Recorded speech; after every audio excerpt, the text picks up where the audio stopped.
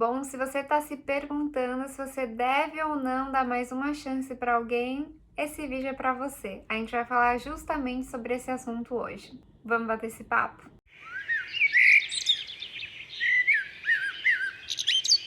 Bom, gente, eu vou compartilhar com vocês alguns aspectos para vocês se questionarem, se perguntarem e poderem chegar a essa conclusão aí que vocês precisam. Vão ser, na realidade, dois pontos principais para você estar atento e refletir em torno deles. Então, quando se trata da gente se questionar se a gente deve ou não dar uma chance a alguém, eu diria que tem principalmente dois cenários. O primeiro, eu acho que o mais óbvio, é quando tem um ex ou uma ex que tá querendo voltar e a gente fica se questionando se deve dar uma chance ou não. E o segundo cenário é quando você continua com essa pessoa, mas essa pessoa tá constantemente aí pisando no tomate, pedindo segundas chances, dizendo que vai mudar e tudo mais. Mas já vamos direto ao assunto aqui, gente. Eu diria que a pergunta de milhões nessa situação é a seguinte: o que foi que mudou desde o término ou desde essa briga, desse conflito, para que seja suficiente para que você dê uma nova chance? E na realidade, gente, eu podia encerrar o vídeo aqui.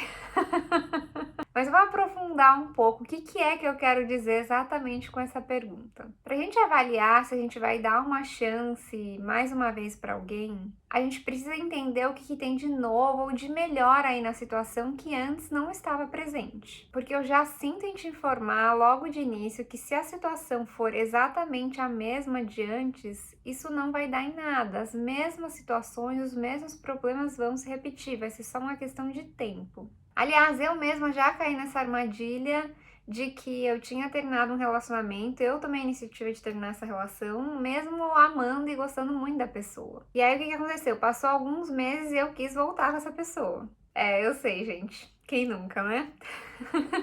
Mas enfim, foi até muito interessante porque essa pessoa mesmo me disse, falou, mas nada mudou. A situação pela qual a gente terminou, ela continua presente. As coisas não mudaram, elas são exatamente as mesmas de como elas estavam no momento do término. E se você reatar essa relação ou continuar nessa relação, na realidade isso não vai te levar muito longe. O tempo que você poderia talvez estar se recuperando, fazendo um luto aí desse término e trabalhando em você mesmo, você vai colocar toda essa energia em voltar para uma relação que ela tem 99,9% de chance de voltar a ser exatamente o que ela era antes. Qual que é o maior dos problemas quando a gente faz isso, gente? É que a gente vai naturalizando e aceitando cada vez mais o que é inaceitável, o que é injustificável. Então, às vezes, o outro pode sim usar de algumas estratégias, né, para nos convencer, para a gente abrir o nosso coração, quando na realidade não tem nada ali de concreto, né, de plano, de ação que vai corroborar para a gente dizer, não, tem possibilidade de fato uma mudança para melhor. A outra pessoa ela tem que estar muito comprometida e com muita clareza do que precisa ser feito para essa segunda chance acontecer. É claro que eu já quero dar o disclaimer aqui que eu entendo que o sucesso ou fracasso de uma relação ela nunca depende de um só.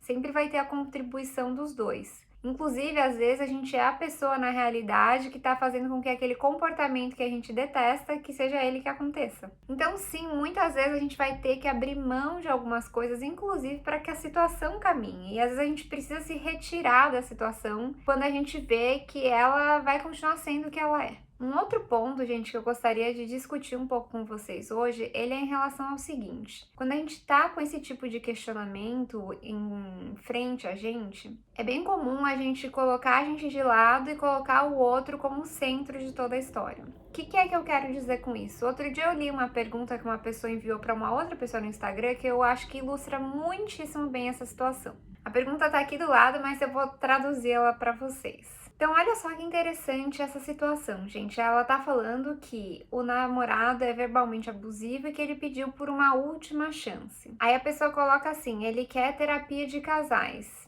Tentar, né? Do tipo assim, devo tentar? Tiveram algumas coisas que me chamaram a atenção nessa pergunta, que até a pessoa que responde a ela pontua algumas delas, mas tem uma em particular que ilustra bem esse caso que eu tô discutindo com vocês agora. Olha só, essa pessoa mandou uma pergunta para uma terceira pessoa em relação ao relacionamento dela. Até aí tudo ok.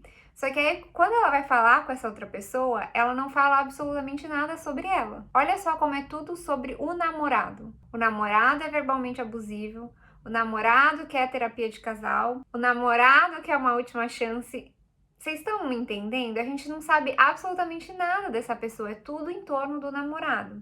Quando a gente cai nessas situações, não é incomum disso acontecer, principalmente quando outra pessoa pede uma chance pra gente e a gente ainda tá apaixonado. Que a gente vai falar assim: ah, mas ele fez isso, e aí ele falou aquilo, mas teve aquela outra situação que ele foi tão maravilhoso, e a gente cria toda uma história em volta daquilo, com um monte de questões e situações que não são o problema raiz. Por exemplo, aqui, qual que é o problema raiz dessa pessoa? É que o namorado é verbalmente abusivo com ela. Então a gente cria toda essa história, vai falar um monte de coisa, vai dar um monte de justificativa e a gente não vai encarar o problema de fato. Além da questão da gente colocar as flechas todas voltadas para a pessoa, como se a relação fosse tudo a respeito dessa outra pessoa. Eu espero que vocês consigam entender o que é que eu tô querendo dizer aqui, mas eu vou aprofundar um pouquinho mais. Aqui, numa situação dessa, o que eu acho que essa pessoa deveria estar se perguntando antes de mais nada é o seguinte: o que essa pessoa quer ter numa relação? O que ela espera de uma relação? Quais são as necessidades dela? O que ela precisa de características que alguém tenha que vai ajudar ela a ter um relacionamento mais leve, mais suave? E é aí que a gente acaba caindo nessa armadilha. Se você está se vendo nesse dilema, eu te devolvo então essas perguntas. O que é que você precisa numa relação para você se sentir bem, se sentir seguro, se sentir feliz?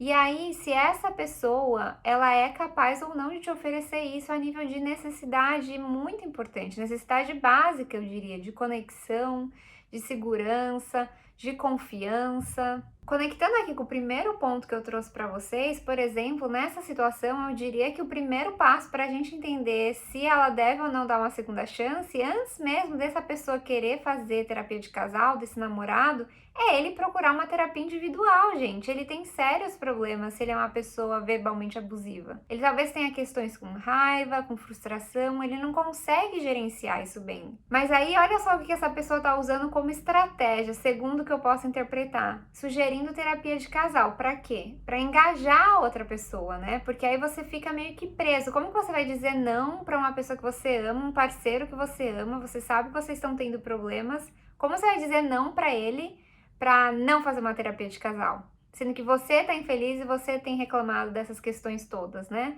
A gente tende a achar, nossa, mas agora ele tá finalmente decidido a fazer algo e a resolver o problema? Muito provavelmente não.